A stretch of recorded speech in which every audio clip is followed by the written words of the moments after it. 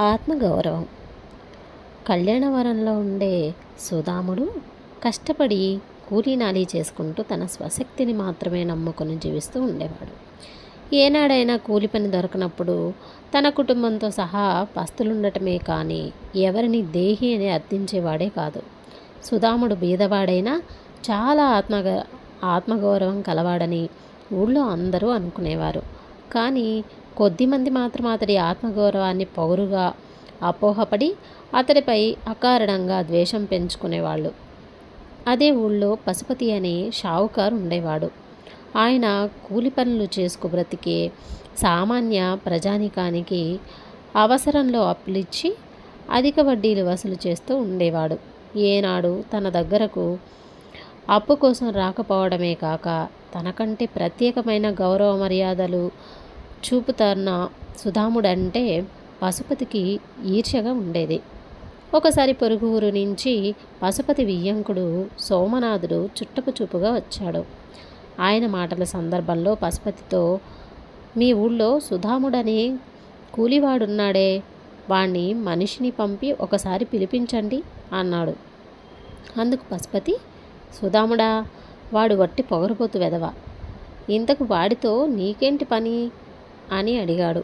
పశుపతి అలా అడగగానే సోమనాథుడు ఆశ్చర్యపోయాడు. ఎందువల్లనంటే ఆయన సుధాముణ్ణి బాగా ఎరుగునేవాడే. ఆయనకు సదాభిప్రాయం ఉంది. సుధాముడు కూలి పనులకు మా ఊరు వచ్చిపోతుండేవాడు. వాడు అనుకున్నంటి వాడు కాదు, కాకపోతే కొంత ఆత్మగౌరవం కల మనిషి అన్నాడు సోమనాథుడు. పశుపతి నవ్వి, అందరూ వాణ్ణి పొగరుబోతుగానే భావిస్తారు అన్నాడు. సోమనాథుడు కూడా నవ్వి, మీకు పొగరుబోతుతనానికి ఆత్మగౌరవానికి తేడా బాగా తెలిసినట్టు లేదు అన్నాడు.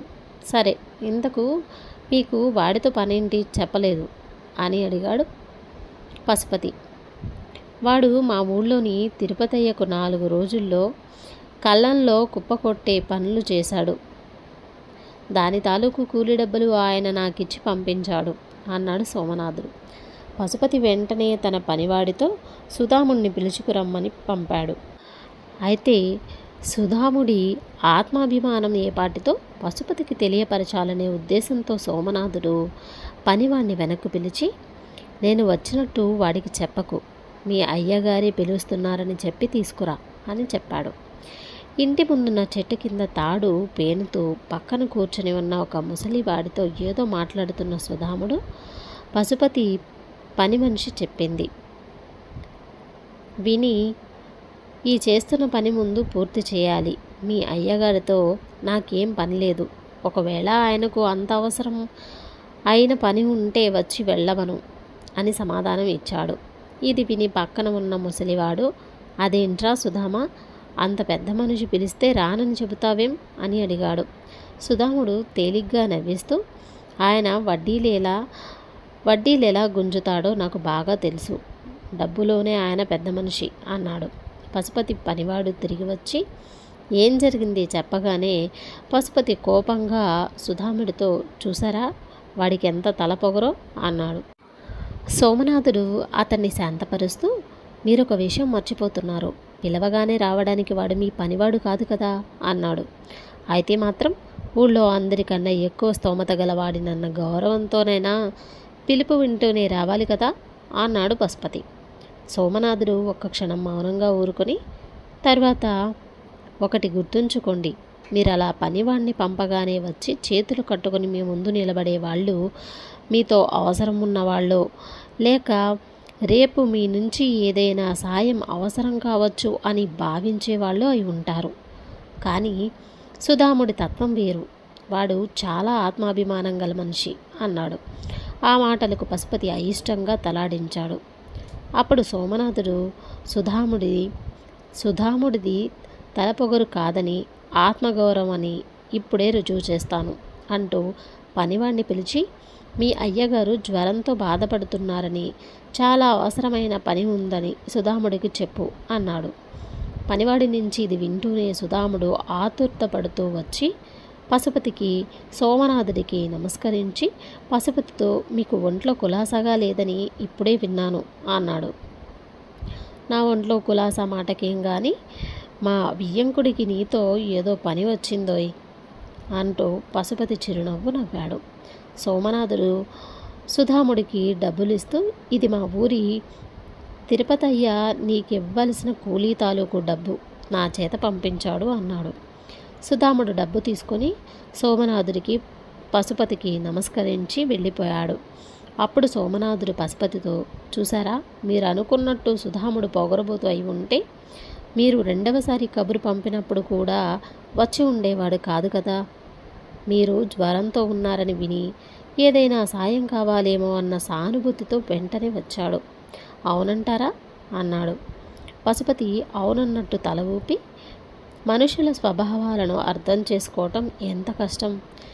ఇంతకాలంగా వాడు కేవలం పొగరబోతనే పొరపడ్డాను అన్నాడు. కథ సమాప్తం. వెండి కూరలు. ఒక ఊళ్ళో సూరన్న గోపన్న అని ఇద్దరు మిత్రులు ఉండేవాళ్ళు. ఇద్దరు నాన్న వాళ్ళు లేని అనాథలు. అలాగే వాళ్లకు ఉండడానికి ఇల్లు వాకిలి కూడా ఏం ఉండేది కాదు. వాళ్ళు పగలల్లా ఊళ్ళో కూలీనాలి పనులు చేసుకొని వచ్చిన డబ్బుతో బియ్యము, పప్పు, ఉప్పు కొనుక్కొని సాయంకాలానికి ఊరి బయట ఉన్న పెద్ద మర్రి చెట్టు కిందకి చేరేవాళ్ళు. ఆ మర్రి చెట్టు బోధలో ఒక పెద్ద తొర్ర ఉండేది. అందులోనే వాళ్ళు వంట పాత్రలు, బట్టలు అవి దాచుకునేవాళ్ళు.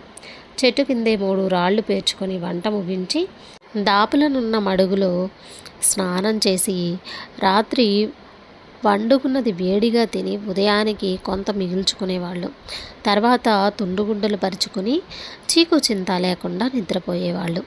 ఈ విధంగా వాళ్ళు ఇల్లు వాకిలి అంతా ఆ మర్రి చెట్టే అయ్యింది. సూరన్న గోపన్నలకు కొండంత ఆశ ఒకటి ఉండేది. అదేమిటంటే ఏనాటికైనా ఆ చెట్టు ప్రాంతాల ఒక గుడిసె వేసుకొని పెళ్ళిళ్ళు చేసుకొని స్థిరపడిపోవాలని. అందుకోసం వాళ్ళు కొంత డబ్బు కూడా కూడబెట్టుకోవటం మొదలుపెట్టారు.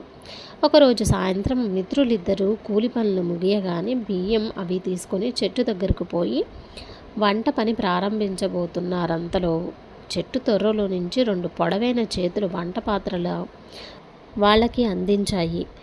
ఇది చూసి సూరన్న గోపన్న ఆశ్చర్యపోతున్నంతలో చాటంత ముఖమున్న భూతం ఒకటి తొర్రలో నుంచి తొంగి చూసి, మీరు లేనప్పుడు మీ తొర్రలో చేరి మీ వంట పాత్రలు మీకు అందిస్తున్నందుకు ఏమీ అనుకోకండి మిత్రులారా అన్నది.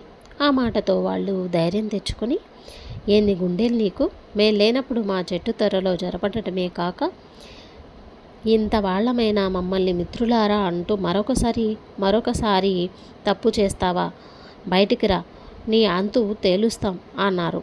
వాళ్ళు అలా అనగానే భూతం దమ్మిడి అంత ముఖం చేసుకొని తొర్రలో నుంచి చెంగున బయటికి దూకి సూరన్న గోపన్నల కాళ్ళ మీద పడి గొల్లుమంటూ, మీరు కూడా కాదుకూడదు అనంటే నేను ఎక్కడ తలదాచుకోను, నా తోటి భూతగాళ్ల మధ్య ఉండేందుకు నాకెలాగూ అర్హత లేదు. వాళ్ళు నన్ను వెలివేశారు. మిమ్మల్ని ఒక రోజల్లా చాటుగా ఉండి గమనించి మంచివాళ్ళని మీ పంచన చేరాను అన్నది. భూతం ముఖం చూసి మిత్రులిద్దరూ కాస్త శాంతించి, నీ తోటి వాళ్ళ మధ్య ఉండటానికి నీ అర్హత లేదా, కారణం ఏంటి అని అడిగారు. అప్పుడు భూతం నోరు బాణలాగా తెరిచి చూపించింది. చూశారు కదా, నా కూరలు 2 ఊడిపోయాయి. ఇలాంటి భూతం తమ మధ్య ఉండటం అవమానమని మిగిలిన భూతాలు నన్ను గెంటేశాయి. ఇక్కడ ఉండనిస్తే మీకు చేదొడుగాదొడుగా ఉంటాను. మీరు తినే వాటిలో నాకు గుప్పెడు మెతుకులు పడేస్తే చాలు అన్నది. అందుకు సూరన్న, మా జానుడు పొట్టలు నింపుకోవడానికి ఇప్పటికే పడరాని పాటలు పడుతున్నాం. నీ బాణుడు కడుపును నింపాలంటే మాటలా, మరెక్కడికైనా పో అన్నాడు. అయితే గోపన్న సూరన్నను తొందరపడవద్దని భూతంతో, ఇంతకు నీ కూరలెలా ఊడిపోయాయో చెప్పావు కాదు అన్నాడు. భూతం గోపన్నకేసి దిగులుగా చూస్తూ, అదంతా ఒక పెద్ద కథ అంటూ ఏదో చెప్పబోయేంతలో సూరన్న కోపంగా, కూలీ నాలీ చేసుకు బతికే మాకు పెద్ద కథ కాదు కదా, చిన్న కథ కూడా వినే తీరుబాటు లేదు అని గోపన్నతో, ఓరే నీకు బుద్ధి ఉందా, ఏ భూతం కూరలు ఎలా ఊడితే నీకెందుకురా అన్నాడు. అప్పుడు భూతం ఏడుపు గొంతుతో, కూరలు లేనందువల్లనే కదా నా ఆహారం నేను సంపాదించుకోలేనని అసమర్థున్నైపోయాను. ఛీ, నాలాంటి చచ్చుభూతం ఉంటేనేం లేకపోతేనేం అంటూ తలను మర్రి చెట్టు బోధకేసి గట్టిగా కొట్టుకుంది. అది చూసి సూరన్నకు కూడా మనసు కరిగి, సరే అట్టే దిగులు పడిపోక ఇక్కడే బుద్ధిగా పడి ఉండు అన్నాడు. భూతం ఆ మిత్రులిద్దరికీ వంగి వంగి దండాలు పెట్టింది. గోపన్న మరొకసారి భూతాన్ని కూరలు ఊడిపోయిన కారణం ఏంటో చెప్పమని అడిగాడు. భూతం అందుకు పెద్దగా నిట్టొచ్చి, సమయం వచ్చినప్పుడు తప్పక చెబుతాను మిత్రమా, ఇప్పటికీ బాగా చీకటి పడిపోయింది, వంట ప్రారంభించాలి అని చిటికెలో వంట పూర్తి చేసి సూరన్న గోపాలతో పాటు తాను వడ్డించుకొని తిన్నది. భూతం వంట మిత్రులిద్దరికీ చాలా బాగుంది, తృప్తిగా తిన్నారు. మరుసటి రోజు ఉదయం భూతం సూరన్న గోపన్నల కంటే ముందుగానే లేచి చెట్టు కింద ఉన్న చెత్తా చెదారం అంతా ఊడ్చి శుభ్రం చేసింది. తర్వాత వాళ్ళ మాసిన బట్టలన్నీ మడుగు దగ్గరకు తీసుకుపోయి మల్లె పువ్వులాగా ఉతికి ఆరబెట్టింది. వంటకు కావాల్సిన ఎండు పుల్లలు ఏరుకు వచ్చింది. భూతం పనితనం చూసి మిత్రులిద్దరూ ముచ్చటపడ్డారు. సూరన్న గోపన్నలు ఆ రోజు మునుపటి కన్నా ఎక్కువగా కష్టపడి పనిచేసి ఇంటికి వచ్చారు. అప్పుడు భూతం పోషణ భారం కూడా వాళ్ళ మీద పడింది కదా అనడానికి భూతం గుప్పెడు మెతుకులు చాలన్నా రాత్రి కుండెడు అన్నం ఆవలేలాగా తినేసింది. ఆ సాయంత్రం లెక్క చూసి డబ్బులు ఇచ్చేటప్పుడు షావుకారు వాళ్ళను, ఏరా మీరు గుట్టు చప్పుడు కాకుండా పెళ్ళిళ్ళు ఏమైనా చేసుకున్నారా, రోజు కన్నా ఎక్కువ సంపాదనలో మునిగిపోయారు అని నవ్వుతూ అడిగాడు. అలా షావుకారు నవ్వినప్పుడు ఆయన నోటిలోని బంగారపు పన్ను తళుక్కున మెరిసింది. ఆ క్షణంలో సూరన్న గోపన్నలకు ఒక ఆలోచన వచ్చింది. దారిలో సూరన్న గోపన్నతో, ఎరా గోపన్న, మనుషులకు పళ్ళు ఉడితే బంగారు పళ్ళు కట్టించుకున్నట్టు మన భూతంగాడికి కూడా బంగారు కూరలు కట్టిస్తే ఎలా ఉంటుందంటావు అని అడిగాడు. బంగారు కూరలా అంటూ గోపన్న ఆశ్చర్యపోయి, మనం కూడబెట్టిన డబ్బు ఖర్చు పెట్టి వెండి కూరలు చేయించి కట్టిద్దాం, దాని అవసరానికి ఏ కూరలైతేనే, దానితో భూతం పూర్వపు శక్తి సామర్థ్యంతో మనం కోరినవి తెచ్చి పెడుతుంది, కృతజ్ఞతగా మన కాళ్ళ దగ్గర పడి ఉంటుంది, పైగా దాని ఆహారం అదే సంపాదించుకుని మనల్ని కూడా పోషిస్తుంది. ఈ సంగతి భూతానికి కూడా చెబితే చాలా సంతోషిస్తుంది అన్నాడు. ఆ మన్నాడు వాళ్ళిద్దరూ భూతానికి సంగతి చెప్పి కూడబెట్టిన డబ్బంతా తీసుకొని పట్నానికి ప్రయాణమయ్యారు. భూతం కళ్ళ వెంట ఆనంద బాష్పాలు రాల్చింది. పట్నం చేరిన మిత్రులిద్దరికి ఒక అనుమానం వచ్చింది. వెండి బంగారు వస్తువులు చేసే ఎవడి వద్దనైనా వెళ్ళి కూరలు చేసి ఇవ్వమని ఎలా అడగటం? వాళ్ళు ఒకళ్ళిద్దరిని అలాగే అడగగా వాళ్ళు సూరన్న గోపన్నలను దయ్యాలను చూసినట్టు చూశారు. మిత్రులిద్దరూ కొంతసేపు రకరకాల ఆలోచనలు చేసి చివరకు శరభయ్య అనే అతడి దగ్గరకు వెళ్ళి తాము ఒక నాటక సమాజం మనుషులమని, అందులో భూతం వేషం వెయ్యబోతున్న వాడికి వెండి కూరలు కావాలని కథ కల్పించి చెప్పారు. శరభయ్య సరేనని వాళ్ళ దగ్గర డబ్బు తీసుకొని వారం రోజుల్లో రమ్మన్నాడు. వాళ్ళు వారం గడిచాక శరభయ్య దుకాణానికి వెళ్ళారు. ఆ సమయంలో శరభయ్య పక్కన 7 ఏళ్ల కుర్రవాడు ఉన్నాడు. వాడు వెండి కూరలను అటూ ఇటూ తిప్పి చూస్తూ శరభయ్యను ఏవో ప్రశ్నలు అడుగుతున్నాడు. శరభయ్య గోపన్న సూరన్నలను చూస్తూనే, రండి రండి, సమయానికే వచ్చారు అని పక్కన నిలబడి ఉన్న కుర్రవాడిని వాళ్లకు చూపుతూ, వీడు నా కొడుకు గురులింగం, ఈ వెండి కూరల గురించి యక్షప్రశ్నలతో నన్ను హైరానా పెట్టేస్తున్నాడు అన్నాడు. గురులింగం మిత్రులిద్దరికేసి ఆశ్చర్యంగా చూస్తూ, మీరేనా మా వెండి కూరలు చేయించిన వాళ్ళు? మీరేదో భూతం నాటకం వేస్తారట కదా, ఆ కథ కాస్త చెప్పండి. అసలు భూతం వెండి కూరలు ఎందుకు తగిలించుకుంటుంది మీ నాటకంలో అని అడిగాడు. సూరన్న గోపన్నకేసి ఏం చెబుదాం అన్నట్టు చూశాడు. గోపన్న ఒక్క క్షణం ఆలోచించి, ఆ కథ మరేం లేదు, ఒక మాంత్రికుడి దగ్గర సీసాలో ఒక భూతం ఉంటుంది. అది సోమరిపోతే కాదు, మహా పెంకిది కూడా. కొన్నాళ్ళు చూసి మాంత్రికుడు దాని కూరలు పీకి తరిమేశాడు. అది ఒక పేదవాడి దగ్గర చేరి దాని దీనావస్థ చెప్పుకుంది. వాడు జాలిపడి తను కూడబెట్టిన డబ్బుతో దానికి 2 వెండి కూరలు చేయించి ఇచ్చాడు. ఆ భూతం అప్పటి నుంచి వాడికి ఎంతో సహాయం చేస్తూ బుద్ధిగా ఉంటుంది అన్నాడు. గురులింగం అంతా విని పకపక నవ్వి, మీ కథలో పెద్ద లోపమే ఉంది. సోమరిపోతూ పెంకిదైన భూతం మనిషికి మాత్రం ఎందుకు సహాయం చేస్తుంది? కూరలు పెట్టుకొని తన దారిని తాను పోతుంది అన్నాడు. సూరన్న గోపన్నలు వాడి మాటలకు బెదురుకొని వెండి కూరలు తీసుకొని బయలుదేరారు. దారిలో గోపన్న, ఆ కుర్రవాడు చెప్పినట్టు భూతం మనల్ని మోసం చేయదు కదా అన్నాడు. అందుకు సూరన్న, మనది మంచి భూతంలా కనిపిస్తుంది, ఆయన దాని పుట్టు పూర్వతరాలు అడిగి తెలుసుకుందాం అన్నాడు. వాళ్ళు మర్రి చెట్టు దగ్గరకు వచ్చి శరభయ్య దుకాణంలో జరిగిందంతా భూతానికి వివరంగా చెప్పి, ఆ కుర్రవాడు చెప్పినట్టుగా నువ్వు మమ్మల్ని మోసం చేస్తావా?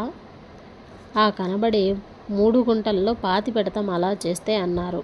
భూతం కళ్ళ నీళ్లు పెట్టుకొని, ఇక ఎప్పుడు నా కూరలు ఎలా ఊడిపోయాయో ఎంతో మేలు చేసిన మీకు చెప్పక తప్పదు అని ఇలా చెప్పసాగింది. నన్ను పట్టుకుని సీసాలో బంధించిన వాడి పేరు భూతాల ప్రేతయ్య. వాడికి పిశాచాల పేరయ్య అనే మాంత్రిక మిత్రుడు ఒకడున్నాడు. వాడు ఒక భూతాన్ని పట్టుకున్నాడు.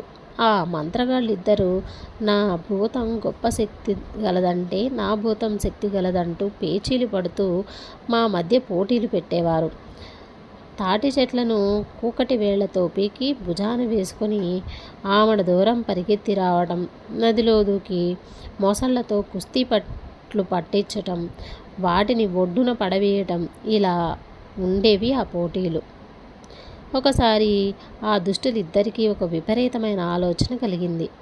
2 బండరాళ్లకు లావుపాటి మేకులు బిగించి కట్టి ఆ మేకును పళ్ళతో పట్టుకుని నేను నా పోటీ భూతం రాళ్లను కోసుడు దూరంలో ఉన్న ఒక గట్టు మీదకి లాక్కుపోవాలి. ఈ పోటీ సమయంలో నా 2 కూరలు ఊడిపోయి నేను ఓడిపోయాను. దాంతో ఉగ్రుడినైపోయిన ప్రేతయ్య నన్ను చింతబరికలతో బాది వెళ్ళగొట్టాడు. నేను మీ పంచన చేరాను. ఇది విని సూరన్న గోపన్న చాలా సంతోషించారు. ఇంత శక్తిగల భూతం తమకు ఎక్కడి నుంచి అయినా నిధి నిక్షేపాలు తవ్వి తెచ్చిపెట్టగలదనుకున్నారు. ఆ తర్వాత ఆ కూలీ నాలి పనులు మాని ఒక పేద మేడ కట్టుకొని పెళ్ళిళ్ళు చేసుకొని సుఖపడిపోవచ్చు. ఇలా అనుకుంటూ వాళ్ళు భూతానికి వెండి కూరల్ని శరభయ్య చెప్పిన విధంగా అమర్చి దాన్ని మడుగు నీళ్ళ దగ్గరకు తీసుకుపోయి నీళ్లతో ముఖం కడుక్కోమన్నారు. భూతం నోరు తెరిచి నీళ్లలో తన నీడ చూసుకుని ఉత్సాహంగా చప్పట్లు చర్చి, ఆహా, ఏం వెండి కూరలు! ఊడిపోయిన వాటికంటే ఇవే 1000 రెట్లు బాగున్నాయి అంటూ రివ్వున గాలిలో లేచి సూరన్న గోపన్నలు ఏదో అడగబోయేంతలో మాయమైపోయింది. మిత్రులిద్దరూ దిగులుగా మర్రి చెట్టుకేసి బయలుదేరారు. అప్పుడు సూరన్న గోపన్నతో, ఒరే చిన్నవాడైనా ఆ శరభయ్య కొడుక్కి ఉన్న బుద్ధి మనకు లేకపోయింది. ఆ కుర్రవాడు చెప్పిన తర్వాతనైనా మనం భూతాన్ని తరిమేసి ఉండవలసింది. ఇదేదో ఒరగబెడుతుందని దాచుకున్న డబ్బంతా దాని వెండి కూరలకు ఖర్చు పెట్టేశాం అన్నాడు. జవాబు చెప్పేందుకు గోపన్నకు ఏమీ తోచక అవునంటూ తలాడించి ఊరుకున్నాడు. కథ సమాప్తం.